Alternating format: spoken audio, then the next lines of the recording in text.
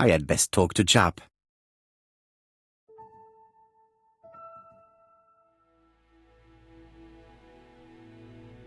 I've listened closely to what you have to say, Poirot.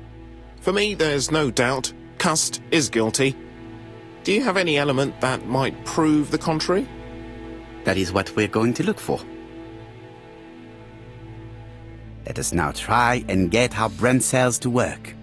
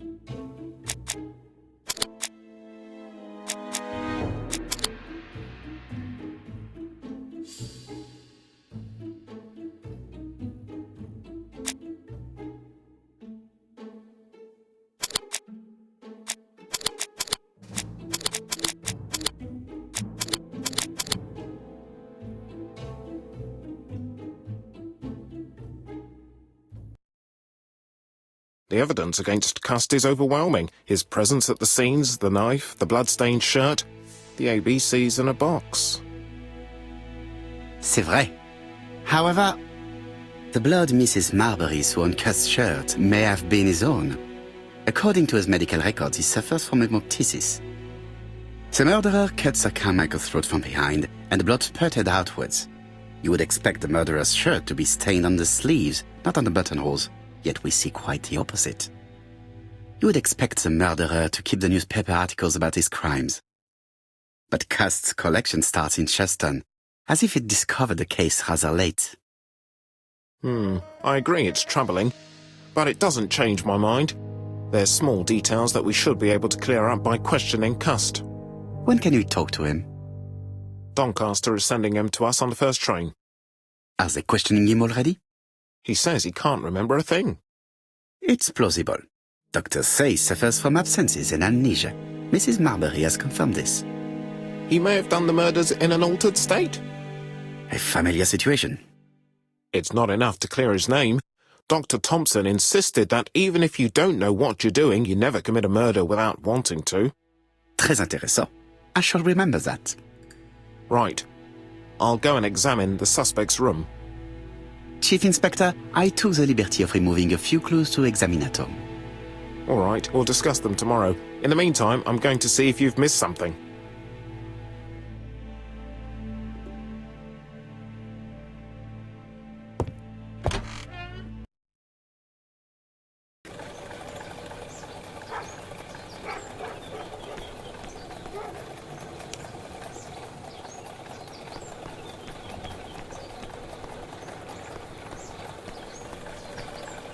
To Scotland Yard, please.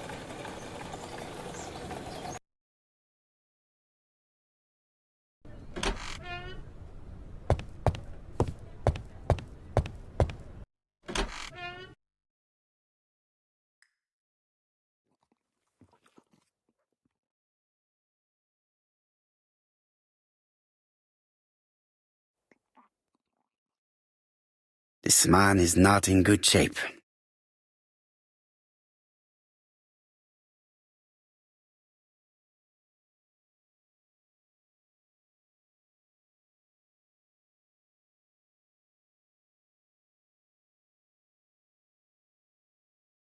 He is worried and very tired, and other police have been hard on him.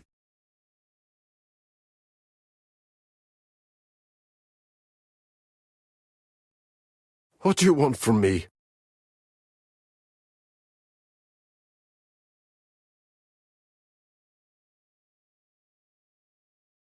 Good day, Mr. Cust.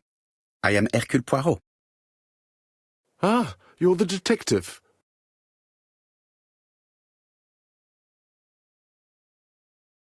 Yes, I am the person you have been sending the letters to.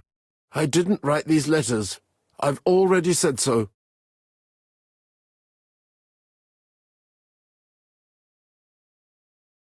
Maybe you forgot that you wrote these letters. Yes, it's true. Sometimes I forget. Maybe I did type them.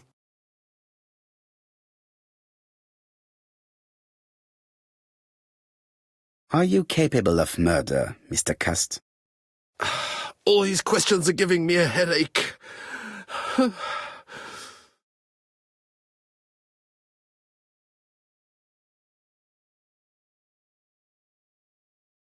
You suffered during the war. It's true. I was wounded. I suffered. But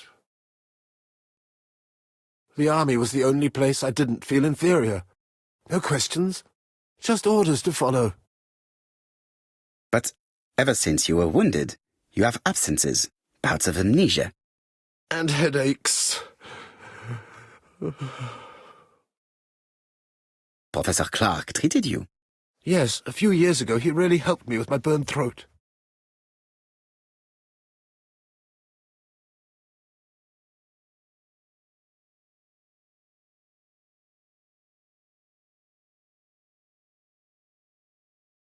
Of course, you never considered killing a doctor who took such good care of you. No, never.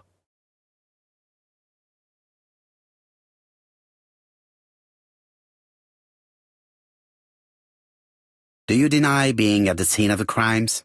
So? There was no harm in being there. It was only for my work.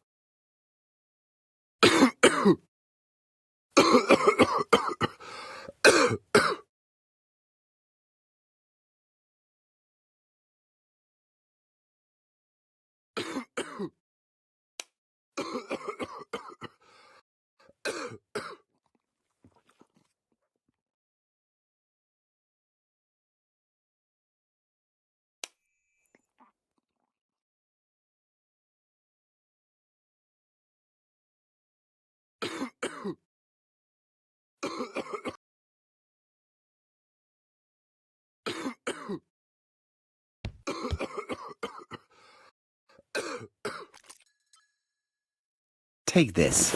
It will help you. Thank you.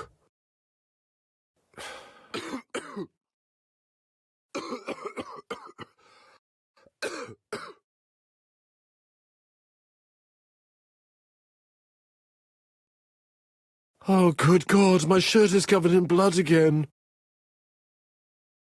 Bon. I now know where the bloodstains Mrs. Marbury saw came from. Are you well enough to speak? Yes, I feel much better.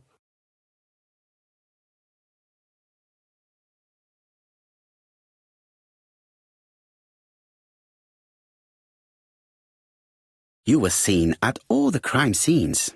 Yes, I was. I travel a lot, but not for pleasure. I am terribly unwell in trains. But I had to respect my engagements. My employer gave me very precise written instructions about the towns I had to visit. Let's see. The company you claim to work for, Silky Legs, has never heard of you. And as for these letters they sent you, they were written on your own typewriter. The company sent me the typewriter when I started working for them. Yes, but the letters were received afterwards.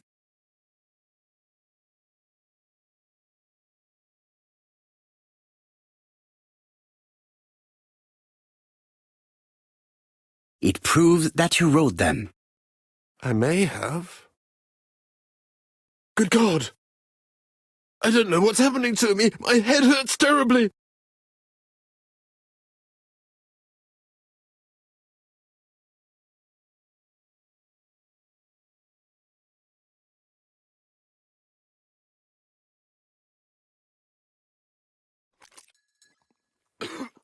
Take this.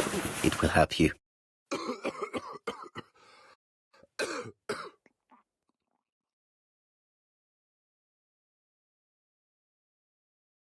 Oh, I think I'll be fine. Let us see, Cust. Look at me. You know very well that you committed these murders?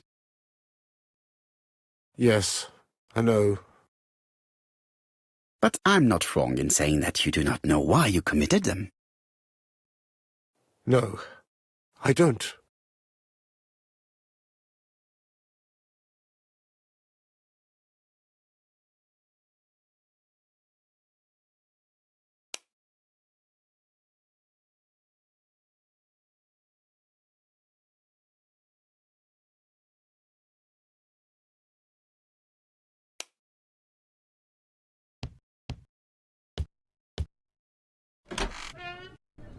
And what conclusions have you drawn?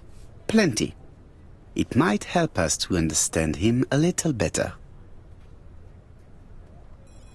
Let us now try and get our brain cells to work.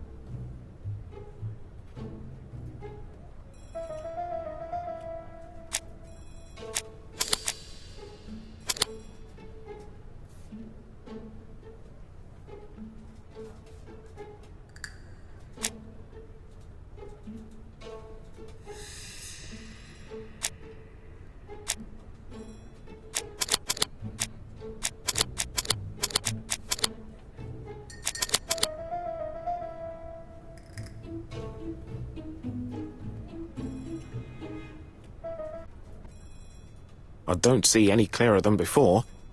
This is worse. There is one point to highlight. C'est curieux. Cust admits that he killed, but he does not know why. What did Dr. Thompson say? Even if Cust killed while in an altered state, it still must have been his deepest desire. He must have had a motive. Let's keep it simple. Never mind his motive. He confessed. But you see, he can confess to anything and everything. He denied the murders and then confessed to them. He confirmed that he never typed the letters. Then, with great ease, I managed to get him say quite the opposite. Come on, he behaved like a guilty man. He lied to his landlady. Because deep down he believes himself guilty. From the papers, he noticed that he had always been at the scene of the crimes. He must think that he killed and then simply forgot what he had done. How can you be so sure? Let us look at his psychological profile. You will understand my point of view.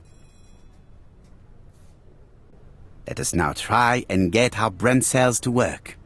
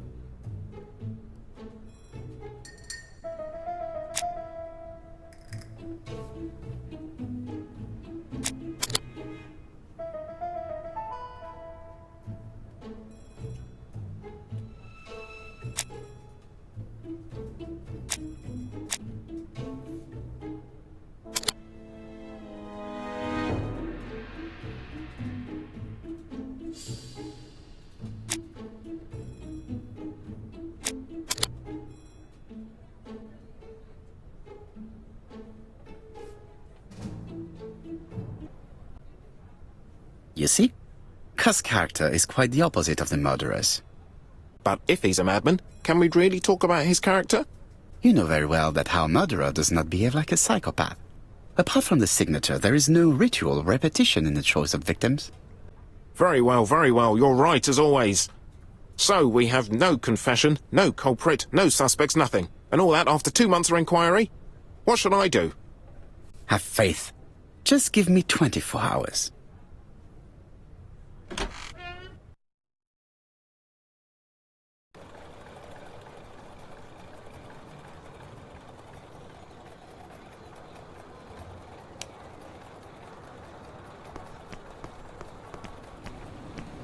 To Whitehaven, please.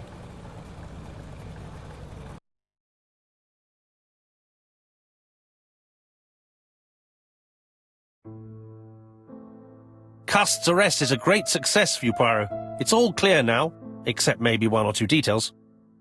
Details. Ah, mon ami. The devil is in the detail, as we say. Excuse me? Patience, Hastings. Everything will be clear once our guests arrive. Best be prepared. Slip a revolver into your pocket before they do. A revolver? But Poirot, what are you afraid of? Trust me. It is important you carry a weapon for this meeting.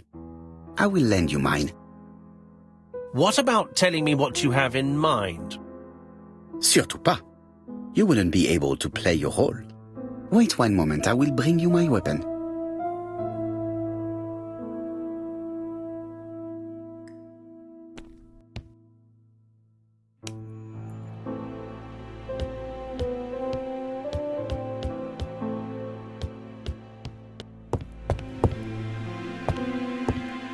The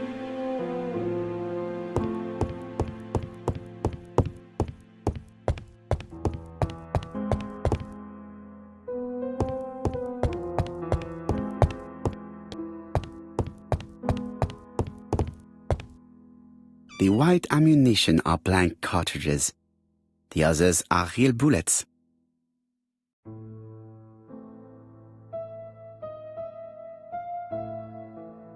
The revolver is loaded with real bullets. I still have time to choose blanks. The revolver is loaded with blanks. I still have time to choose real bullets.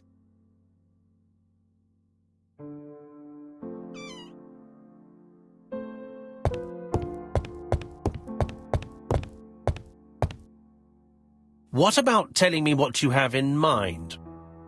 Surtout pas. You wouldn't be able to play your role. Wait one moment, I will bring you my weapon.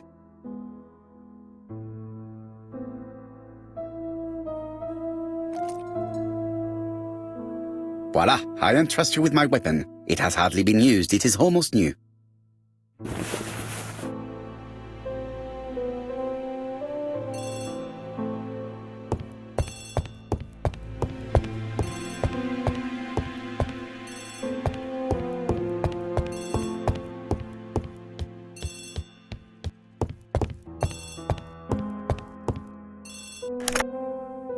Chief Inspector, is that you? Yes. Sorry, but we haven't found anything. Have you checked the typewriter? And the packaging, the letter, and the ribbon reel.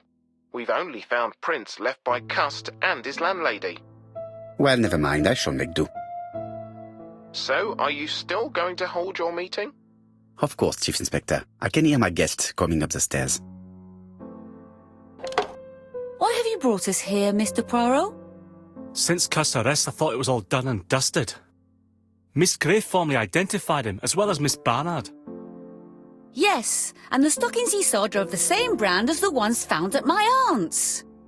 This is all true. However, a case is not closed if some questions remain open. And one question is, why did the murderer send me his letters? Why did he challenge me, Hercule Poirot? Perhaps he wanted to play with you, to taunt you. Xenophobia? Maybe he didn't like you because you're foreign. I may be wrong, but maybe by provoking you he was looking for glory? All these theories should be studied. Let us now try and get our brain cells to work.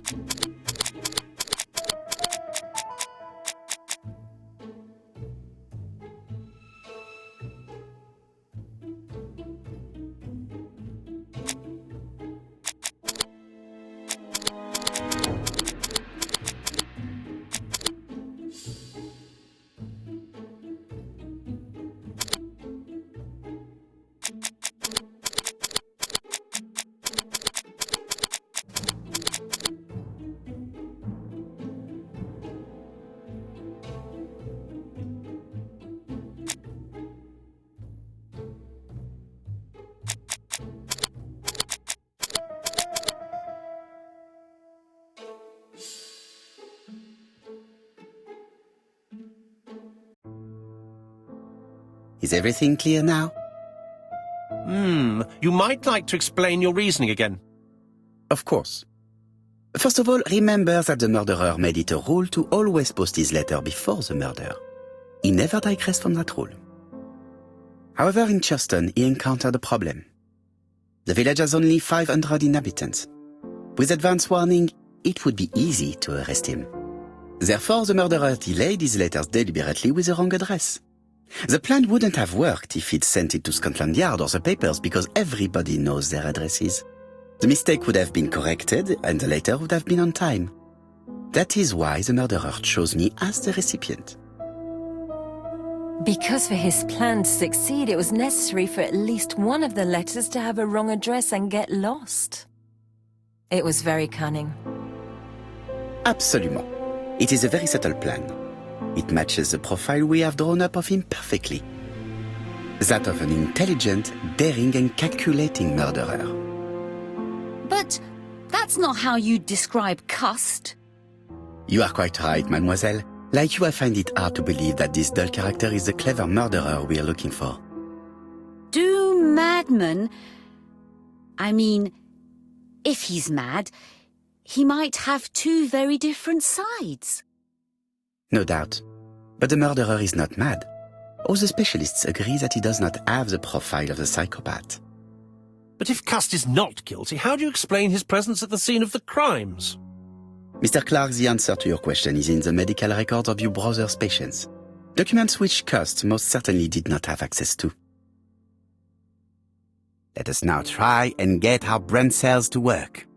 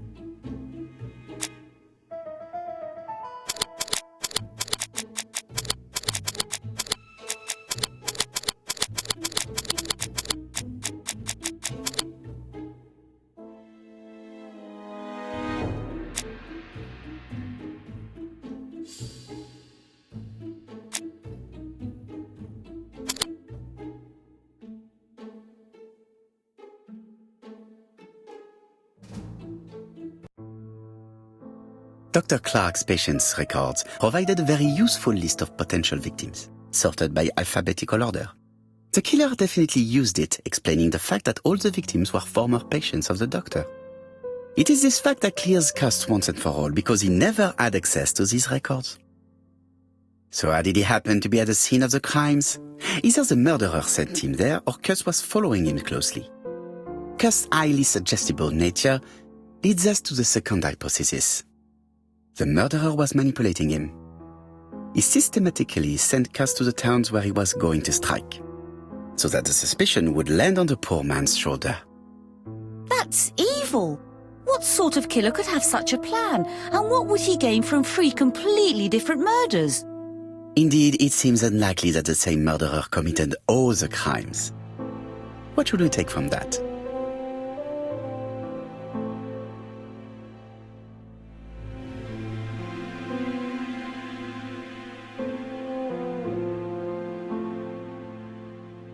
Just one murder was of benefit to the murderer, the others were just diversions.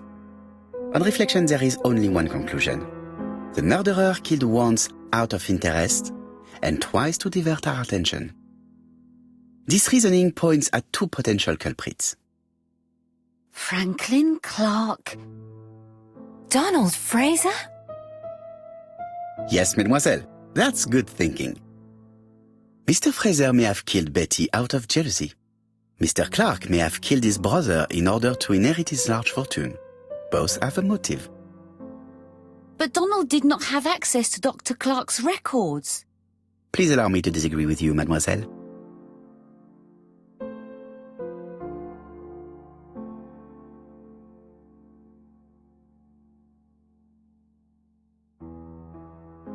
Donald, too, has been treated by the doctor. You're quite wrong, Mr. Poirot, and it shouldn't be difficult to prove. Oui, please excuse me. It was a slip of the tongue. This is what I wanted to say. Donald, Sir Carmichael was one of your firm's customers. We found a surveyor's report among his papers that proves it. It doesn't prove that I went to Comeside. You could have done it. And you may have used the opportunity to take a look at Sir Carmichael's records. You think I'm guilty? You or Mr. Franklin Clark? That's ridiculous. Both of you have a motive. The question is, which of you has the profile that most resembles the murderer? Let us now try and get our brain cells to work.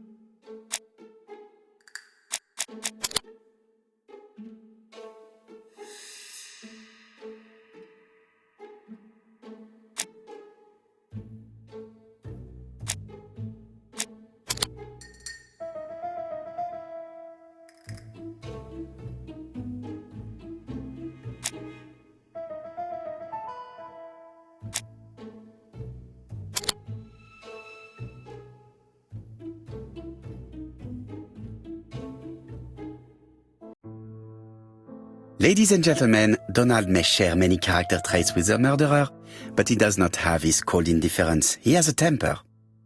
It is hard to imagine him planning anything. Also, jealousy is his motive, and crimes of passion are rarely planned. Right, I suppose it's my turn to be subjected to the same scrutiny. Absolument, Mr. Clark. Let us now try and get our brain cells to work.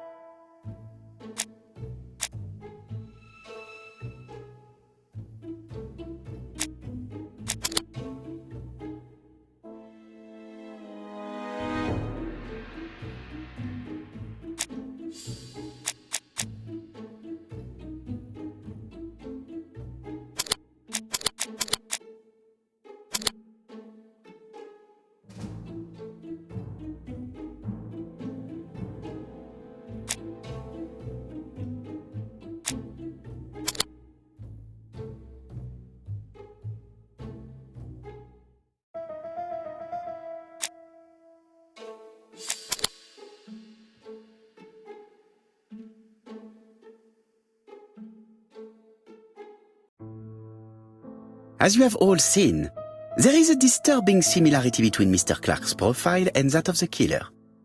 In actual fact, it is exactly the same. Mr. Poirot, your psychological studies are interesting, but your conclusions do not add up. Why would I have wished my brother's death? The inheritance is lawfully mine. I just have to wait. No, you had to act quickly.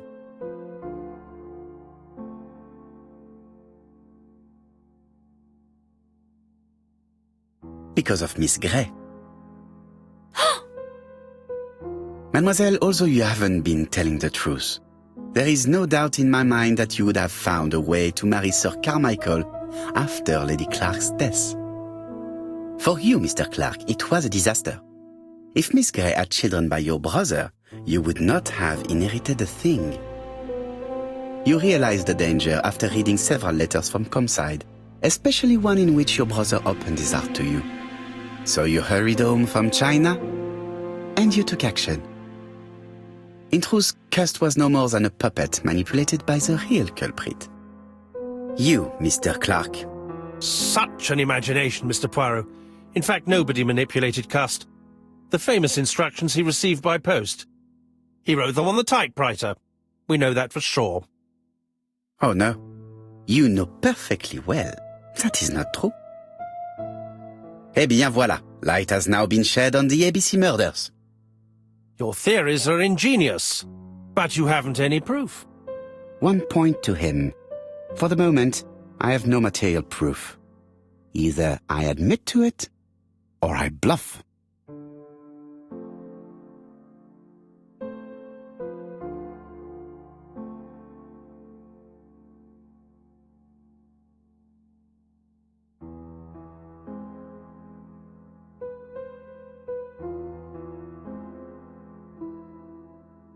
Proof is easy to find now that we know where to look.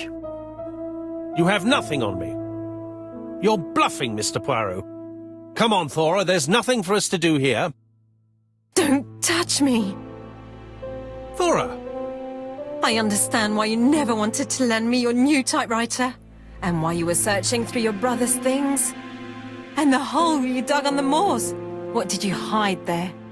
The knife you used to kill your brother? All right. Well played. I lose. The game's up.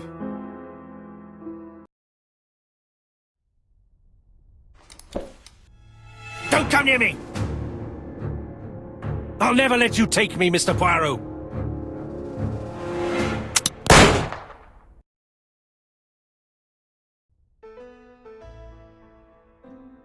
I'm sorry, Mr. Clark, there is no easy death for you. I expected your reaction, so I used blanks. I'm sorry, mademoiselle, but your second chance has been lost. Franklin Clark will never inherit his brother's fortune.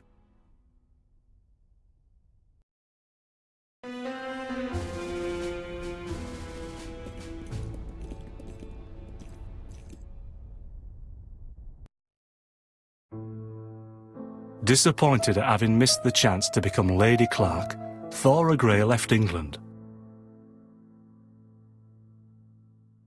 Donald Fraser and Megan Barnard married. On Poirot's recommendation, Mary Drower started to work for Lady Clark. The elderly lady's condition suddenly took a turn for the better. And a few months later, to Dr. Logan's great surprise, she was back on her feet again. According to this eminent physician, it appears to be an extremely rare case of spontaneous remission. Lady Clark has enjoyed very good health ever since.